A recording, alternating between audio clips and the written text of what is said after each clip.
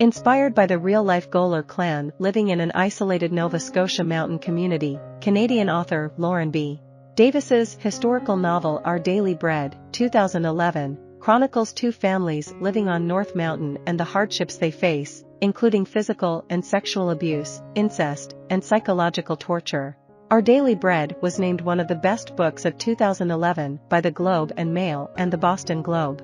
Set in a tiny mountain community outside Gideon, Nova Scotia, the narrative focuses on two vastly different but equally hardscrabble families. The Erskine Clan, a family of incestuous, abusive crystal meth producers, is led by the cruel Uncle Ray.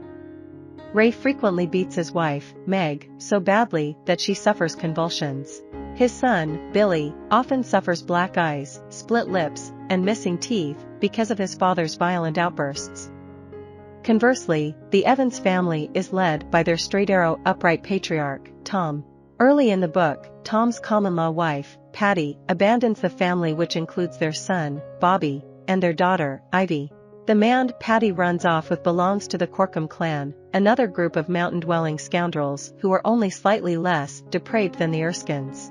Despite the unholy actions of so many of the characters, Tom and Patty are viewed with deep disdain by many of the church-going residents of Gideon as violators of the Holy Bible, living in sin without an official marriage license and later separating. Despite the differences between their families, 15-year-old Bobby befriends 21-year-old Albert Erskine. Though Albert participates in the Erskines' meth operation and other illegal activities, he lacks the cruelty and sadism of other members of his clan. Until Bobby meets Albert, he is as morally upright as his father, never drinking, smoking, or engaging in petty theft. That all changes when he meets Albert, who slowly inducts him into a criminal lifestyle. On one of their first nights of drinking together, Bobby goes home to Albert's, where they sleep on the filthy floor alongside a dozen children and countless mice, virtually on top of one another. Albert's personal code, which he shares with Bobby in increments, includes never passing out in your own vomit and never shacking up with a woman who tosses her tampons into the stove. Meanwhile, Ivy suffers relentless bullying and persecution at school and is eventually taken under the wing of Dorothy Carlisle, an angelic woman who runs a small antique store in town. While Ivy spends her days polishing silver and preparing tea, Bobby follows an opposite path, drawn deeper and deeper into criminality. According to the author, Ivy's experiences are based on her own. When she was a 9-year-old girl dealing with her parents' alcoholism and mental illness, the author befriended a kindly elderly antique shop owner after whom Dorothy is modeled. Before long, Albert's lack of overt evil alienates him from the rest of the Erskines, and he holes up in a tiny rundown shack on the edge of the family property. He also sets up the shack as something of a safe haven for the younger children who continue to suffer deprivations at the hands of the older Erskines like Uncle Ray, including incest, sodomy, burns, and lashings.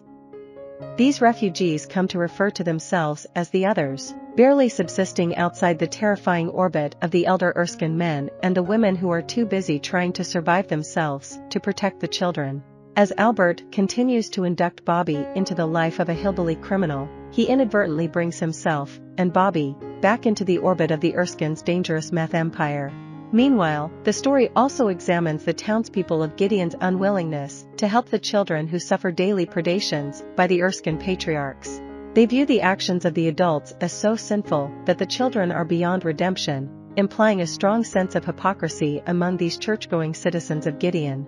The exception to this is Dorothy, who regularly drops off packages of food and clothing for the Erskine children. Even still, she feels that she needs to do more, but cannot think of how else she can help.